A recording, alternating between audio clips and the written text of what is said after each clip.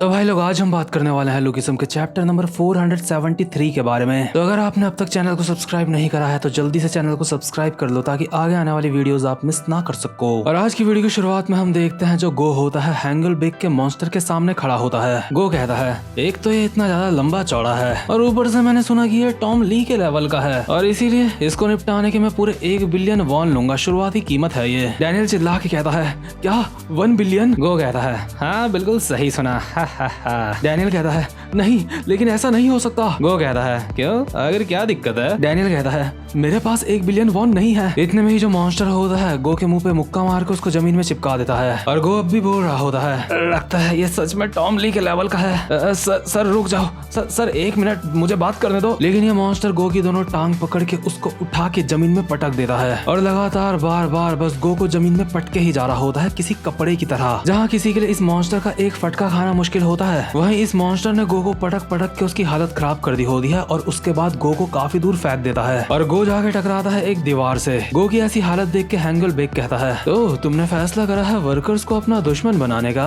अगर तुम्हारी यही मर्जी है तो मुझे लगता है मैं इसमें कुछ भी नहीं कर सकता। तो ठीक है जून गो, जैसा तुम्हारा मन हो तुम वैसा करो, लेकिन तुम्हारे इस फैसले की वजह से तुम्हें इसकी एक भारी कीमत चुकानी पड़ेगी। और तभी जो मॉन्स्टर होता है गो के पास आता है और अपने दोनों हाथों से गो के ऊपर एक खतरनाक सा अटैक करता है जिसकी शॉक वेव से यहाँ पे काफी ज्यादा डैमेज पहुंचा होता है अगल बगल की दीवार को। लेकिन जो गो होता है वो बीच में अपना छाता ले आया होता है जिस वजह से गो को ये अटैक नहीं पड़ता। इसके बाद गो कहता है डैनियल अगर तेरे पास 1 बिलियन वॉन नहीं है तो मुझे बता तेरे पास कितने हैं? डैनियल चिल्ला के सीरियसली कहता है मेरे पास 5000 वॉन है। और यार 5000 वॉन तकरीबन $4 के बराबर होते हैं, यानी कुछ भी नहीं। अगर इंडियन करेंसी में बोलूं तो लगभग 350 रुपए के बराबर। कहाँ गो अभी लाखों करोड़ों रुपए की बात कर रहा होता है और डैनियल उसको 350 रुपए ऑफर करता है। ये सुन के गो कहता है ये तो बहुत बुरा हुआ, चलो सैमुअल यहाँ से चलते हैं। सैमुअल कहता है क्या, मैं समझा नहीं। गो अपना छाता बंद करता है और यहाँ से जाते हुए कहता है अकेले हॉस्पिटल का ही खर्चा 5000 वॉन से काफी ज्यादा आ जाता है। इन लोगों को इस राक्षस से निपटने दे सैमुअल, हम यहाँ से चलते हैं। चलो तुम लोगों से बाद में मिलता हूँ,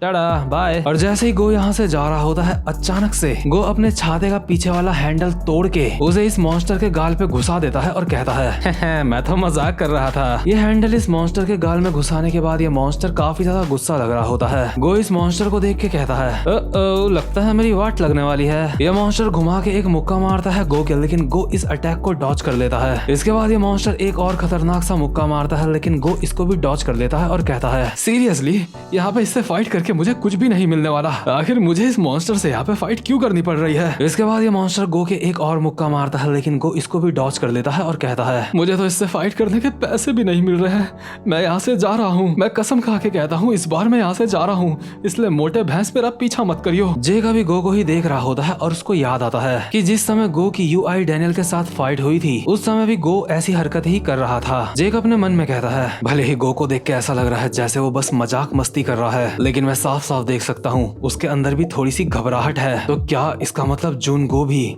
इस मॉन्स्टर के साथ फाइट नहीं कर सकता, यानी कि इस मॉन्स्टर को कोई हराएगा, इसकी उम्मीद पूरी तरह से खत्म हो चुकी है। और वहीं जो गो होता है भाग के जेक के पीछे आ जाता है और कहता है अबे साले हरामजादे, तू यहाँ पे खड़ा होके बस देख रहा है, तुझे मेरी मदद करनी चाहिए। इतने में ही हैंग्योल बोल पड़ता है जून गो मुझे पता है तू कभी भी सीरियस क्यों नहीं होता है, मुझे अच्छी तरह से पता है तू कभी भी किसी से ढंग से फाइट क्यों नहीं करता। तू ऐसा इसलिए नहीं करता क्योंकि तुझे डर है कि सबको पता चल जाएगा कि तू कितना ज्यादा कमजोर है। तू हमेशा अपने मजाक मस्ती के पीछे खुद को छुपा के रखता है क्योंकि ऐसा करने पर अगर तू किसी से हार भी जाएगा तो तू बाद में बोल सकता है कि तू तो मजाक कर रहा था, तू सीरियस नहीं था। जुनको मुझे इस बात की बहुत ज्यादा खुशी हुई कि वो तू है जो एलाइट के साथ जाके मिला है, क्योंकि अगर तेरी जगह गन एलाइट के साथ जाके मिल जाता तो मुझे दिक्कत हो सकती थी, लेकिन तेरे एलाइड के साथ जाने से मुझे कोई भी दिक्कत नहीं होने वाली अगर तेरी जगह गन होता। लेकिन हैंग्योल की बातें जो गो होता है उसके दिल पे लग चुकी होती है। गो एक जगह पे बैठा हुआ होता है और कहता है ओए हैंग्योल, तू ये तो नहीं बोल रहा है ना कि गन मुझसे ज्यादा ताकतवर है? मुझे जवाब दे, आखिर तू कहना क्या चाहता है बे? और वहीं जो ये मॉन्स्टर होता है गो के काफी ज्यादा करीब आ गया होता है और अपने दोनों हाथों से एक खतरनाक सा अटैक करता है गो के ऊपर, जिससे काफी ज्यादा तगड़ी शॉक वेव्स पैदा होती हैं। लेकिन तभी हम देखते हैं जो गो गो होता है उसने एक कील निकालने वाले हथौड़े को इस मॉन्स्टर के गले के नीचे घुसा दिया होता है और कहता है, क्या तू चाहता है कि मैं तुझे दिखाऊं कि मैं गन से किस तरह से अलग हूँ। अभी जो गो के हाथ में हैमर होता है उस वजह से ये मॉन्स्टर एक जगह में जाम सा हो गया होता है और ये हैमर गो ने लिया होता है डोसो ली से। इसलिए गो अभी डोसो ली को याद करते हुए अपने मन में कहता है, कितना अजीब इंसान था सच में, आखिर वो इस क्लॉ हैमर को छुपाने के लिए इतना ज्यादा एक्साइटेड क्यों था। तभी जो ये मॉन्स्टर होता है इसके गले में जो हथौड़ा घुपा हुआ होता है उसको निकालता है, लेकिन इतने में ही गो एक खतरनाक सा मुक्का मारता है इस मॉन्स्टर के पेट में और कहता है, मैं मानता हूँ ये चीज टॉम ली के लेवल की है, लेकिन सिर्फ एक चीज में, और वो ये है कि इस चीज के अंदर बिल्कुल भी दिमाग नहीं है। तुझे पता भी है टॉम ली कितना खूंखार तरीके से फाइट करता है, उसे फाइटिंग प्रोडिजी किसी वजह से कहते हैं। और जो गो का हथौड़ा होता है अभी वो हवा में लहरा रहा होता है। गो हवा में ही उसको पकड़ के उस हथौड़े से इस मॉन्स्टर के ऊपर काफी सारे अटैक कर देता है। इसके बाद इस मॉन्स्टर के मुंह पे एक घुटना दे मारता है। इसके बाद जो गो का हथौड़ा अब भी हवा में लहरा रहा होता है दोबारा से उसको पकड़ के इस मॉन्स्टर के दांतों में फंसा के उसको ऊपर की तरफ धक्का दे देता है। गो कहता है, भले ही ये मॉन्स्टर टॉम ली के लेवल का नहीं है, लेकिन उसके बावजूद भी ये चीज खतरनाक है। मुझे नहीं पता कितना समय हो गया है जब से मैंने ठीक से फाइट करी है। ये मॉन्स्टर इतनी ज्यादा बुरी मार खाने के बावजूद और पीछे की तरफ धकेलने के बावजूद भी वापस से गो की तरफ आता है उसको एक मुक्का मारने के लिए।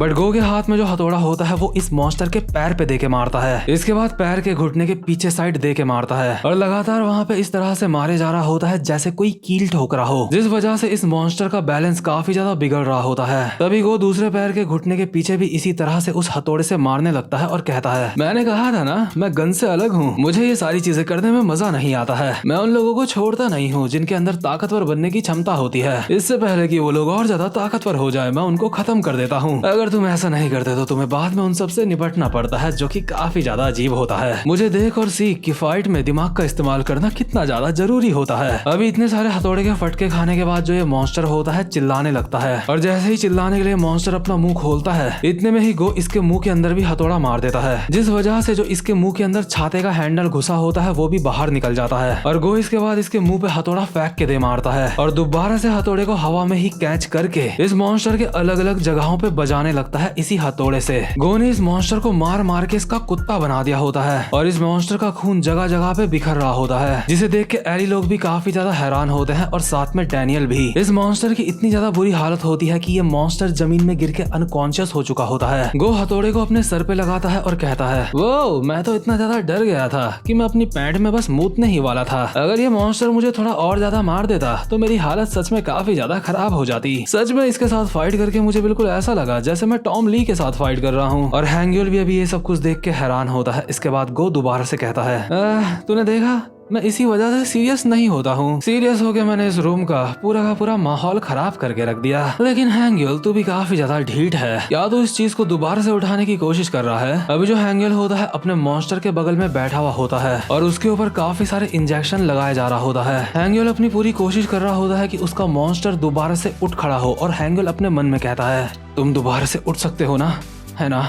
तुमने मुझसे वादा करा था, तुमने कहा था तुम इस जगह की मेरे लिए रक्षा करोगे, इसलिए उठ जाओ, तुम्हें उठना होगा। और इस मॉन्स्टर के अंदर काफी सारे इंजेक्शन ठूसने के बाद ये मॉन्स्टर एक झटके में अपनी जगह से उठ जाता है और गो के हाथ में जो हथौड़ा होता है उसमें एक अटैक मार के उसके 2 टुकड़े कर देता है। और अब ये मॉन्स्टर पहले से भी और ज्यादा खतरनाक लग रहा होता है। ये मॉन्स्टर पहले ही इंसानी सीमाएं तोड़ चुका होता है और अब ये उससे भी आगे निकल चुका होता है। वहीं जो हैंग्यूल होता है वो भावुक हो जाता है और उसके आंखों से आंसू आ रहे होते हैं। हैंग्यूल कहता है, जुनगो तूने एक बार मुझे कहा था ना कि तेरा फेवरेट हथियार एक तलवार है, लेकिन तुझे इस बात के लिए आज पछतावा होने वाला है क्योंकि आज तो अपने साथ अपनी तलवार नहीं लेके आया है। लेकिन जो गो के हाथ में हथौड़े का हैंडल होता है वो भी टूटने की वजह से काफी ज्यादा पैना हो गया होता है और गो इस हैंडल को घूर के देखे जा रहा होता है और ये मॉन्स्टर एक खतरनाक सा अटैक बस गो के ऊपर करने ही वाला होता है। इतने में ही गो कहता है, एक तलवार इतनी ज्यादा कोई खास चीज नहीं होती है, ये सब कुछ समझने के ऊपर बात है। अगर तुम समझो तो कोई भी चीज एक तलवार बन सकती है, यहाँ तक कि एक टूटे हुए लकड़ी का टुकड़ा भी एक तलवार बन सकता है। ये सब कुछ तुम्हारे दिमाग के ऊपर निर्भर करता है। और गो को अभी अपने पुराने ट्रेनिंग के दिन याद आ रहे होते हैं जो उसने बचपन में करे थे। वो याद करके गो कहता है, जिस पल से मैंने सोचा था ये लकड़ी का टुकड़ा एक तलवार है, उसी वक्त से ये एक तलवार बन चुका था। और गो इस लकड़ी के टुकड़े से इस मॉन्स्टर के ऊपर तलवार की तरह एक खतरनाक सा अटैक करता है और इस एक हमले से ये जो मॉन्स्टर होता है इसका हाथ आगे से कट के हवा में उड़ने लगता है और सीधा कट के जमीन में जाके गिरता है, जिस वजह से इस मॉन्स्टर की चीखें निकल जाती हैं। लेकिन गो इतने में ही शांत नहीं होता, वो इस मॉन्स्टर के बगल से निकलता है बहुत ही फुर्ती में और साथ में कर देता है इतने सारे अटैक्स जो हमें दिखाई भी नहीं देते। बट जैसे ही गो आगे जाके रुकता है उतने में ही हम देखते हैं ये जो मॉन्स्टर होता है पीछे उसकी हालत काफी ज्यादा खराब हो चुकी होती है, क्योंकि गो ने बिल्कुल किसी निंजा की तरह उसके ऊपर काफी सारे अटैक्स कर दिए होते हैं जो कि काफी ज्यादा शार्प होते हैं। लेकिन इतने में ही गो को रियलाइज होता है कि गो ने आज अपने मास्टर की बात मानी है जो उसके मास्टर ने कभी उसको बचपन में कहा था। इसलिए गो डंडे का टुकड़ा जमीन में फेंक देता है और कहता है, अरे यार ये तो बहुत ज्यादा चापलूसी हो गई। अब तक मैं ये क्या बड़बड़ाए जा रहा था, मैं बोल रहा था तुम इसको जैसा समझोगे ये वैसा हो जाएगा, यहाँ तक कि टूटा हुआ एक लकड़ी का टुकड़ा भी एक तलवार बन सकता है। उस बुढ़े ने मुझे जो कुछ भी बोला था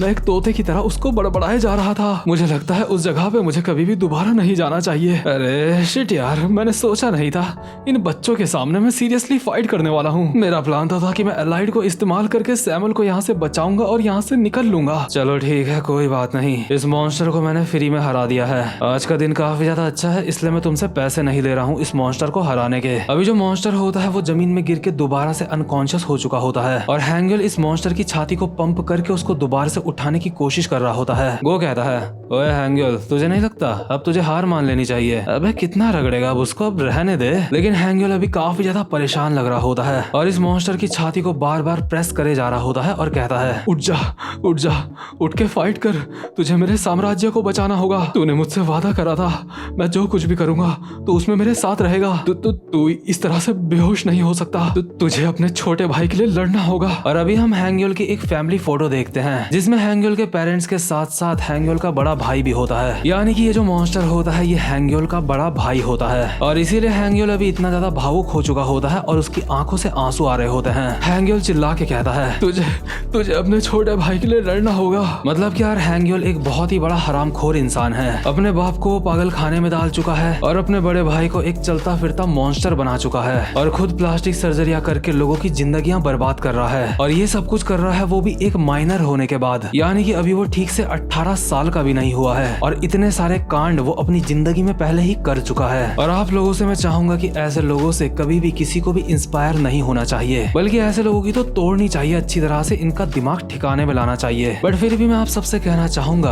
आप लोग भी सुरक्षित रहें, क्योंकि आपके अगल बगल में भी कभी भी कोई सनकी आपको मिल सकता है। तो भाई लोग आज की वीडियो में बस इतना ही, उम्मीद करता हूँ कि आपको आज की वीडियो भी अच्छी लगी हो और अगर आपने अब तक चैनल को सब्सक्राइब नहीं करा है तो जल्दी से चैनल को सब्सक्राइब भी कर लो। तो भाई लोग अब मैं मिलूंगा आपसे अपनी नेक्स्ट वीडियो में, तब तक के लिए गुड बाय।